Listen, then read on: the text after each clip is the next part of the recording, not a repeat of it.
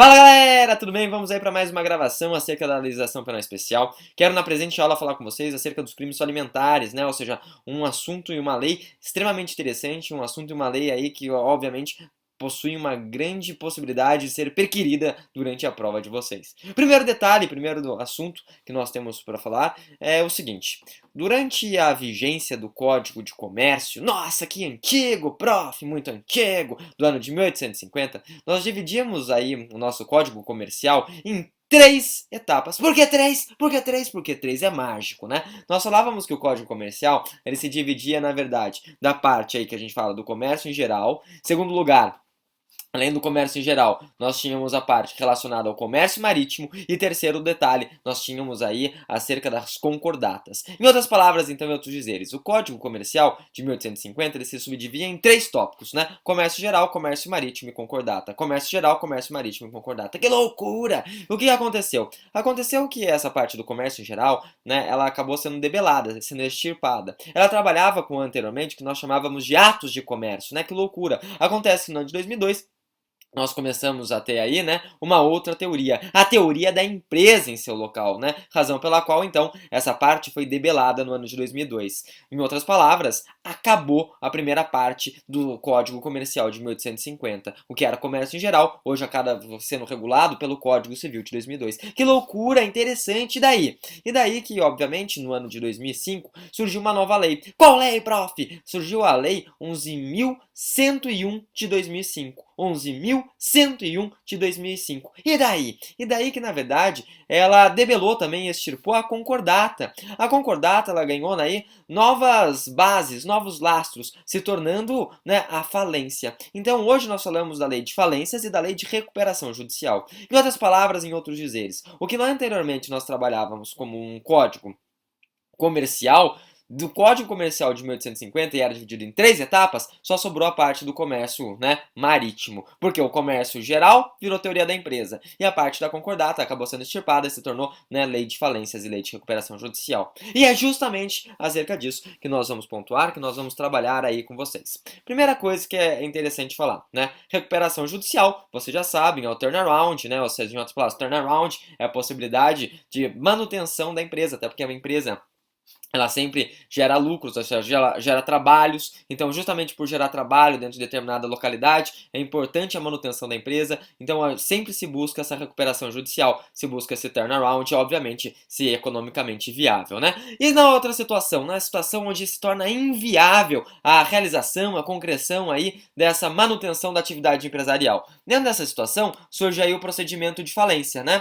Nota o seguinte, o procedimento de falência, dentro do conceito de falência, a gente pode falar que é aquela situação onde um credor, para receber seu crédito, ele se utiliza desse procedimento, ou seja, ele tem vários instrumentos que ele pode realizar, mas ele vai se valer do procedimento de instrumento, desse instrumento, né, desse mecanismo, desse subterfúgio. O que eu quero falar para vocês? É que esse processo é um processo judicial complexo. Por que ele é um procedimento complexo? Pelo seguinte, em primeiro lugar, haverá arrecadação dos bens, né? Não basta arrecadar os bens, é necessário guardá-los, administrá-los, ter uma boa conservação desse bem, porque senão o bem se deteriora. Essa é a razão da falência, né? Tem que, no caso, arrecadar e ter uma boa guarda, até mesmo porque, em momento posterior, se busca o quê? Se busca aí o pagamento dos credores. Então se busca uma execução coletiva, ou seja, se busca, na verdade, pagar essa execução coletiva, que é justamente uma ordem de credores. Então, em outras palavras, vai ter que executar todo o patrimônio de um empresário, seja pessoa física ou jurídica que é declarado falido. E é esse patrimônio que vai ser arrecadado e vendido, né, para o pagamento dessa universalidade, né, que seriam esse corpo de credores. Lembrando, obviamente, e isso acaba sendo interessante, que a Lei 11.105, que é a Lei de Falências, ela fala que essa Lei de Falências ela recai sobre algumas pessoas. Em outras palavras, ela vai sopesar essa Lei de Falências, em primeiro lugar, no chamado empresário individual, vai recair também na sociedade empresária e derradeiramente na Eireli, né? Isso está no artigo 1º. São três indivíduos, então. Por que três? Por que três? Porque três é mágico. A gente vai falar, então, empresário individual, sociedade empresária e empresa individual de responsabilidade limitada. E lembrando também, obviamente, isso está no artigo 2º, que alguns indivíduos são excluídos, né, absolutamente dessa Lei 11.105, que seriam as chamadas empresas estatais. Empresas estatais são aquelas empresas da administração indireta, né? Em outras palavras, nós estamos falando aqui das chamadas empresas públicas e sociedades de economia mista. Essas empresas, em outras palavras, tanto empresa pública quanto sociedade de economia mista, elas não sofrem a lei de falência. Bem, isso é só um aperitivo, isso é só uma noção introdutória acerca dessa lei. Essa lei, ela vai muito além. E qual que é a ideia? Porque eu estou falando justamente da Lei 11.101 do ano de 2005? Pelo seguinte, porque a legislação brasileira, ela não fala um conceito pré-definido, pré-determinado, daquilo que seria, obviamente, os crimes falimentares. Ela não traz à baila isso, né? Em outras palavras, ela não define a íntima relação aí de um eventual processo falimentar e daqueles atos que são atos aí humanos indesejados em relação a isso. Então o que acontece? Acontece que a doutrina, ela compreende que esses crimes falimentares, eles abarcam aí, né, não tão somente a falência propriamente dita. Então, esse processo falimentar, ele vai além da falência. Ele abarca, inclusive, a recuperação judicial e a recuperação extrajudicial. Olha que bacana. Então, ele é um processo mais abrangente, porque ele abarca essa etapa prévia. Ele abarca a etapa do turnaround, que nós estávamos falando e comentando aí para vocês em um momento anterior. Ou, em outras palavras, ele não fica estanque, não fica adstrito à falência propriamente dita. Apesar, obviamente, de receber o nome de crimes falimentares. Beleza, beleza, beleza? Tranquilo, tranquilo, tranquilo. O que mais que eu posso falar? Quero falar o seguinte, que crimes falimentares, então, eles decorrem de qualquer ato fraudulento, a gente vai ver, são 10 crimes falimentares, eles começam no artigo 168 da lei, né, propriamente dita, ou seja, da lei de falência e recuperação judicial, e eles, em regra, eles falam de atos fraudulentos, que vão ser praticados pelo devedor, em outras palavras, pelo próprio falido, bem como por terceiros. Então, temos atos aí que serão crimes próprios, que só o falido pode perpetrar, que só o falido pode realizar e materializar, e temos crimes aí, em outras palavras, que podem ser realizados por contadores, por técnicos, auditores, juízes, representantes do Ministério Público, o administrador judicial, né, que obviamente que vai ter a responsabilidade de manter esses bens em boa guarda, em boa conservação, tudo mais. Gestor judicial pode praticar. São esses terceiros aí que atuam no processo de falência. A gente pode falar do perito, pode falar de avaliador, escrivão, oficial de justiça,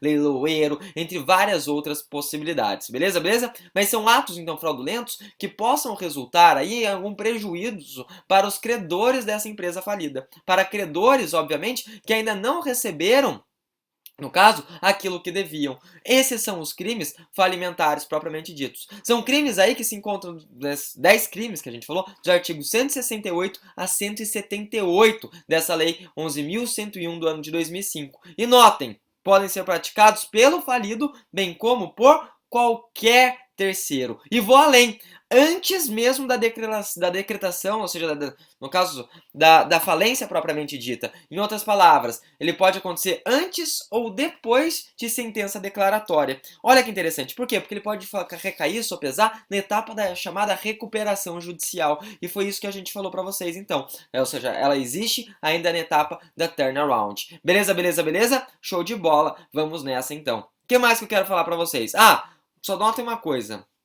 Isso acaba sendo interessante, né? Que em alguns casos de sociedades, onde a gente tem sócio, diretor, gerente, administrador, conselheiro, blá blá blá blá blá, nós temos algumas sujeitos que são equiparados ao devedor ao falido para efeitos penais. Isso se encontra no artigo 179 dessa lei de falência e recuperação judicial. Em outras palavras, então, nós temos pessoas equiparadas a falidos. E essas pessoas estão no 179 para efeitos penais. Vamos lá, então, falar rapidamente quais seriam esses 10 crimes aí para vocês, havidos, pontuados, né, de forma calma, de forma tranquila, a partir do artigo 168. E daí a gente começa a dar mais ou menos uma ideia. O 168 ele vai falar para vocês o que seriam as chamadas fraudes contra credores. O 169 ele fala da violação de sigilo profissional.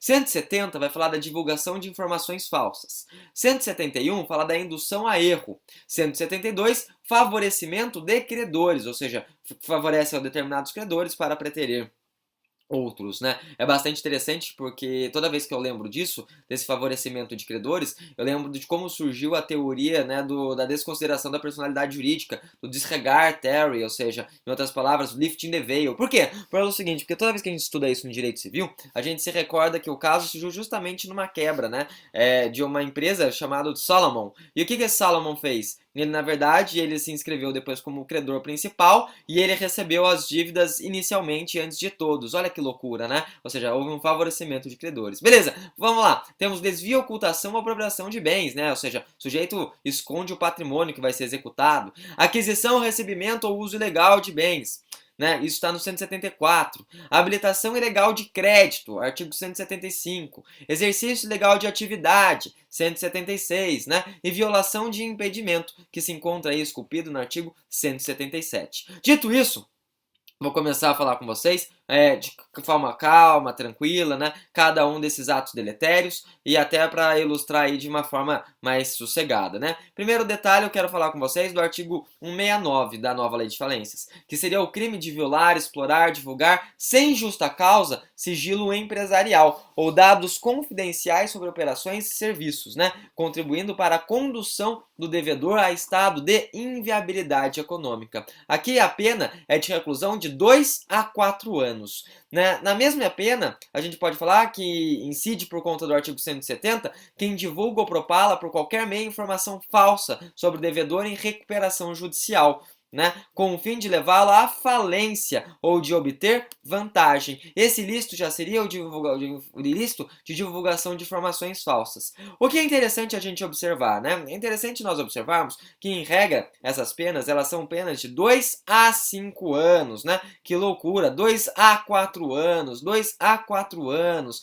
E por que eu tô falando disso? Porque em determinadas situações, né? E a gente pode falar, inclusive, aí do artigo 178, onde a pena ela é inferior a 2 anos, a doutrina compreende que seria possível o emprego do quê? Seria possível o emprego da Lei 9.099 do ano de 95, né? Em outras palavras, em outros dizeres, seria possível o emprego daquelas medidas despenalizadoras que se encontram esculpidas, talhadas, né? Ou seja, no cerne, no âmago, no bojo, né? Dessa lei aí que seria a lei dos juizados. Então, é possível a aplicação da lei dos juizados, desses benefícios aí existentes, dentro dessa lei relacionada aos crimes alimentares. Ainda, obviamente, que nós não tenhamos isso pontuado dentro da própria lei, né? Então, isso acaba sendo bastante válido. Show de bola?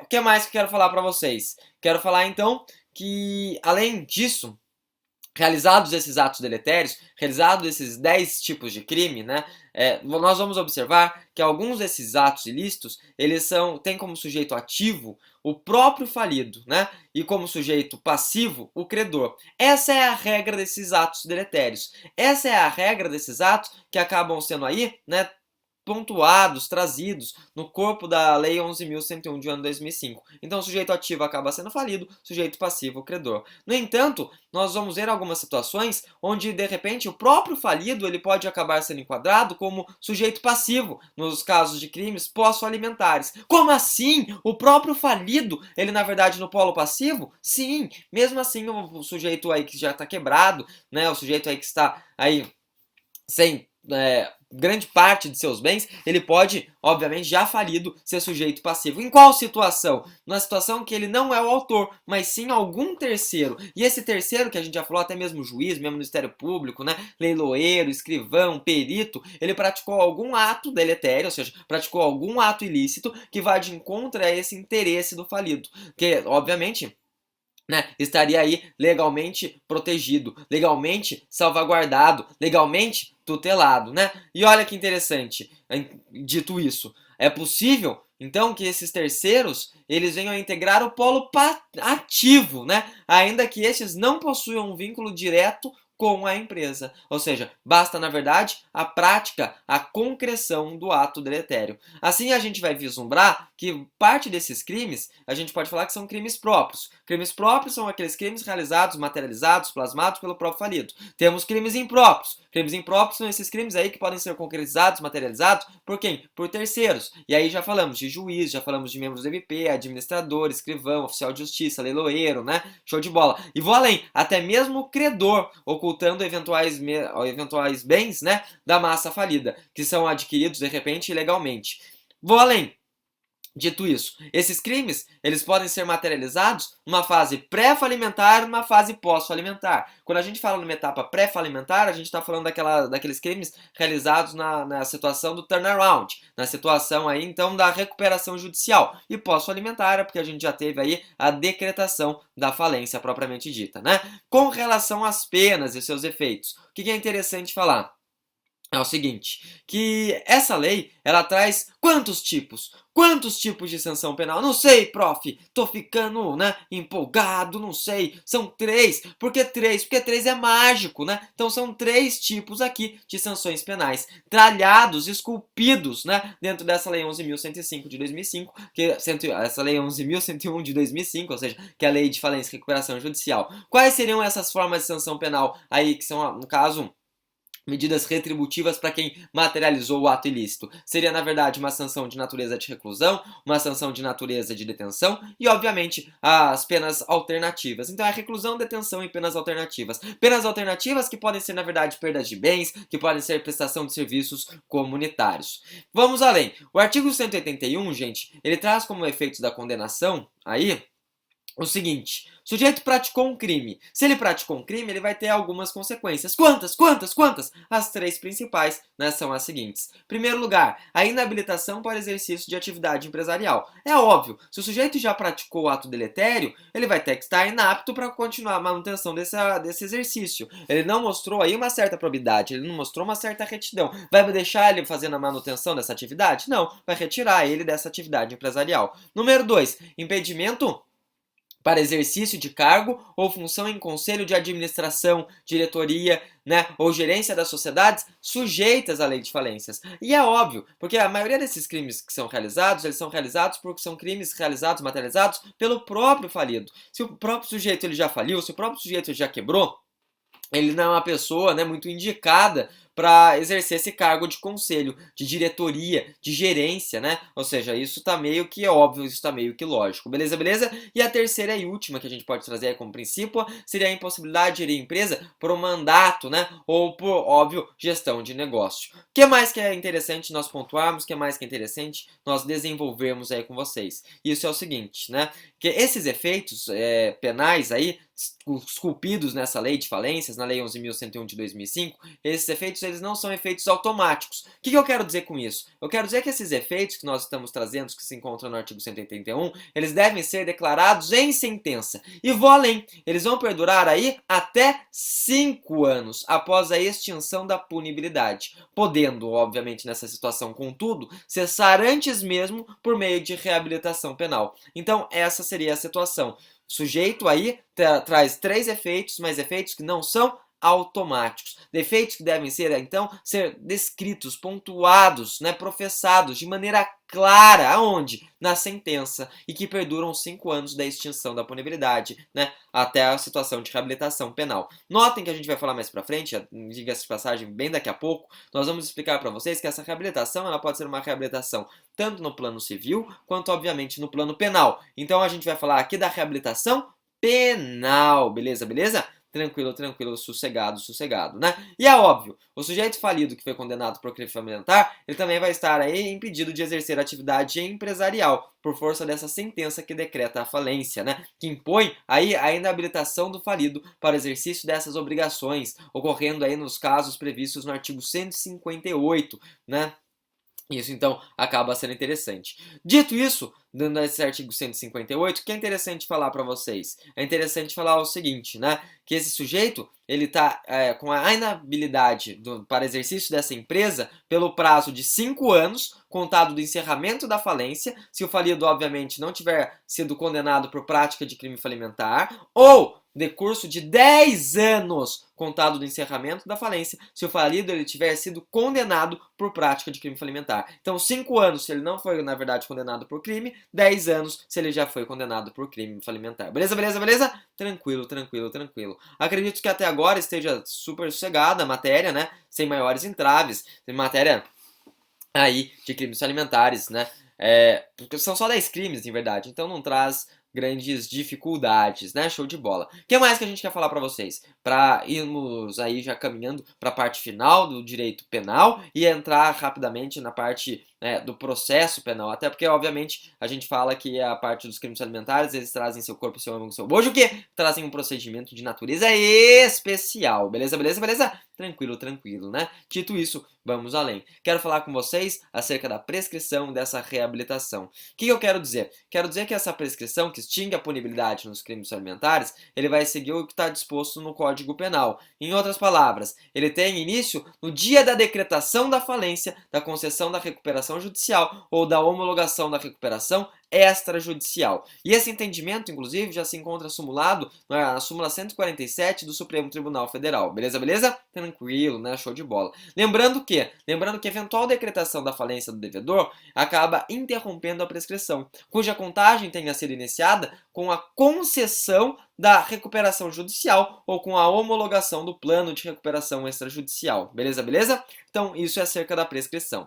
Em contrapartida, acerca da reabilitação do empresário, é necessário notar então que a gente tem uma reabilitação tanto no aspecto civil quanto no aspecto penal, tá certo? No aspecto civil, a gente fala assim, que essa se dá na situação de inexistir crime falimentar. Então, se não tem crime falimentar, o juiz ele faz o quê? O juiz da falência ele profere uma sentença declarando extintas as obrigações do falido, né? Então, não tem crime falimentar, por isso que é na responsabilidade tão somente no âmbito civil, a reabilitação no âmbito civil. Já a segunda, quando a gente trabalha na situação já uma reabilitação penal e não mais no civil, há de ser proclamada pelo juízo criminal. E isso está de acordo com os artigos 93 a 95 do nosso Código Penal. Beleza, beleza?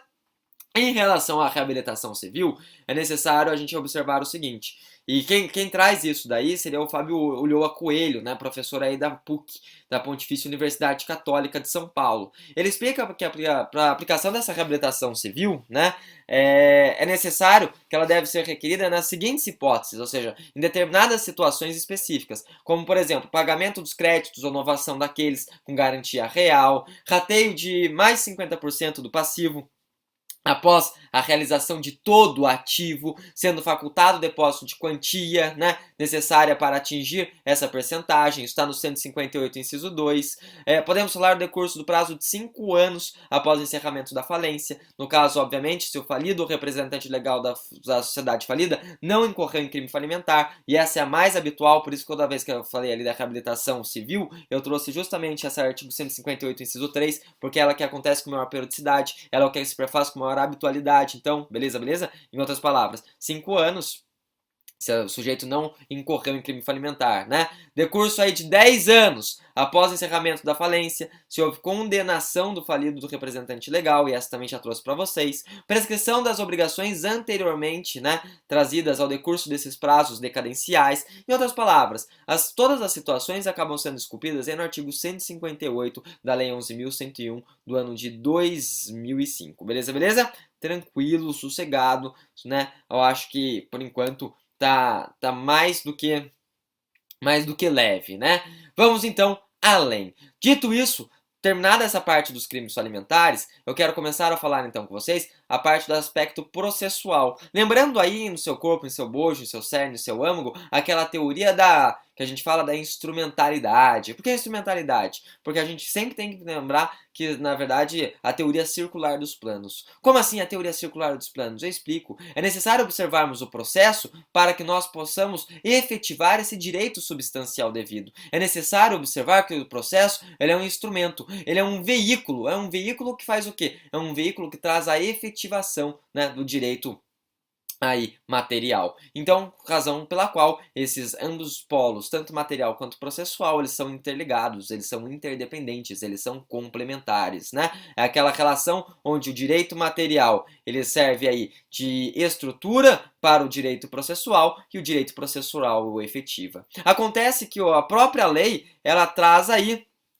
né, um procedimento específico no caso desses crimes alimentares. E de tal modo que, obviamente, os artigos 503 a 512 do Código de Processo Penal, eles acabaram se tornando procedimentos aí revogados. Beleza, beleza? O que eu quero falar para vocês? Primeiro detalhe, e isso é interessante. Os crimes alimentares, eles passaram a ser investigados pela polícia, né? Então, compete a ela e, no caso, se necessário, colher as provas. A competência para instruir e julgar os crimes já relatados já seria uma competência do juiz criminal, da jurisdição onde tenha sido decretada a falência, concedida a recuperação judicial ou homologado o plano de recuperação extrajudicial. Em outros dizeres, isso já se encontra no artigo 183 dessa lei, né, 11.101 de 2005, que é a Lei de Falências e Recuperação Judicial. Lembrando que todos esses crimes vinculados a delitos alimentares, eles devem ser julgados no juízo de falência. Então, se é crime conexo, se é crime aí, na verdade, que acaba tendo vinculação, continência, vai ser julgado, né, no juízo de falência.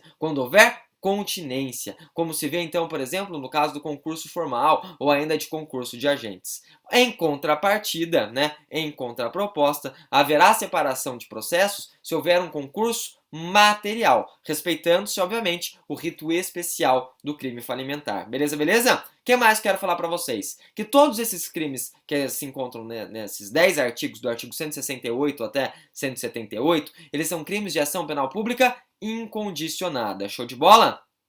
O que mais que eu quero falar para vocês? Quero falar que a nova lei de falências, ela não faz qualquer referência à necessidade de fundamentação do despacho de recebimento da denúncia por crime falimentar. Show? Entretanto, é óbvio que fica aí de bom tom sempre realizar essa fundamentação, beleza? E isso acaba sendo trazido aí para vocês. Show de bola? O que mais que a gente pode falar ainda acerca disso? Que nessa situação ainda seria possível a hipótese de uma ação penal privada subsidiária, caso o órgão do Ministério Público não ofereça denúncia no prazo previsto. E notem, essa possibilidade aí da ação penal privada subsidiária da pública, que seria na verdade até uma mitigação ao princípio da obrigatoriedade, ou seja, um tempero ao princípio da obrigatoriedade da ação penal pública, quando a gente fala acerca de processo de ação penal, é interessante falar que isso é uma cláusula pétrea, um cerne inamovível, um núcleo de intangibilidade. Em outras palavras, é um direito e uma garantia do indivíduo, né? Lembrando, obviamente, que é dentro dessa situação que surge a chamada decadência imprópria, porque passados 6 meses dessa possibilidade de uma legitimidade ativa concorrente, seria possível a continuidade obviamente, de eventual denúncia por parte do Ministério Público, sem, né, já tendo prejuízo aí, né, passados esses 6 meses, da parte privada exercer a chamada queixa. Beleza, beleza? Tranquilo, tranquilo. Notando, obviamente, que competiria essa queixa-crime nessa ação penal privada subsidiária da pública a qualquer credor habilitado ou inclusive administrador judicial, né? Então, seria credor habilitado ou administrador judicial. E note, não há mais necessidade de ser o credor habilitado com decisão transitada em julgado. Então, por isso o que a gente está falando daquela etapa da chamada recuperação judicial. Então, ainda que não tenha transitado em julgado, o processo está correndo, de repente está naquela etapa de turnaround, seria possível também essa legitimidade. Ressalto o artigo, ainda já chegando ao final, mas é que eu acho importante, ressalta o artigo 192 da Lei 11.000, que a nova legislação não se aplica aos processos de falência ou concordata ajuizados anteriormente ao início de sua vigência, né? Onde se previa aí um procedimento inquisitorial, que não mais se ajusta ao direito pátrio, dado, obviamente, que adotamos o sistema acusatório. E por que isso? Porque a gente fala aí do princípio da independência dos atos processuais, né? Ou seja, são atos que realizados a partir daquele momento, né? Não retrocedem, mas a partir daquele momento eles passam a vigorar. É o chamado tempus regit actum, e isso se encontra esculpido no próprio Código de Processo Penal. O que mais quero falar com vocês? Quero falar que o inquérito judicial, ele não vem previsto na Lei 11.101 de 2005, pois quando for preciso uma investigação, aplica-se daí o inquérito policial, né? Show de bola. O que mais que a gente tem para falar? Tem para falar que anteriormente permitia-se o inquérito tramitando em juízo e com a possibilidade de haver contraditório com a participação efetiva do falido, numa etapa inquisitiva. Era uma situação excepcional, até porque, como a gente sabe, inquérito vem de ideia de inquisição. Por quê? Porque nessa etapa, em outras palavras, não haveria o contraditório, né? E não haveria a ampla defesa. Olha que interessante. Show de bola? Tranquilo, tranquilo. Bem, dito isso, acredito que eu trouxe para vocês os principais apontamentos relativos aí, relacionados à parte de pena. Trouxe para vocês também por demais acerca, obviamente, né, do procedimento. Show de bola? Então, terminamos assim os crimes falimentares. Tá tranquilo. Obviamente nesse prazo, nesse tempo, nesse interstício aí de meia hora, acredito que eu tenha pontuado para vocês as principais ponderações havidas e deixo então para todos vocês, até porque a prova se aproxima, a prova se avizinha. Desejo para todos vocês então uma excelente prova, desejo para vocês obviamente excelentes estudos, deem toda a força aí nesse período final, porque obviamente a prova está chegando, não é o momento de deixar cair os estudos e sim de tentar elevá-los e obviamente, né, tem uma etapa de muita fé, né, de muita crença. Vocês estão preparados, vocês se dedicaram, vocês se esforçaram, se esmeraram, estão estudando com periodicidade, com habitualidade, então já fizeram a parte de vocês. Vão com a consciência tranquila. Por quê? Porque mais importante do que o QI, né? Ou seja, que a gente fala que é a parte de inteligência, é o QE, que é a parte emocional. Muitas vezes a pessoa está extremamente preparada, ou seja, estudou o máximo que podia, tinha todo o conhecimento possível para a concreção e materialização de uma prova devida e chega na hora e fica, ó, né, começa a leitura para uma prova que acha um pouco difícil, fica, na verdade, desestabilizado e daí, obviamente, acaba se saindo um pouco mal, sendo que poderia ter ido muito melhor de acordo com o que de fato estudou. Então, deixo aí para vocês essa recomendação de acreditar, essa recomendação de ter fé, né? E óbvio, né, acima de tudo, a lembrança de que estamos aqui para auxiliá-los em todos os sentidos, né?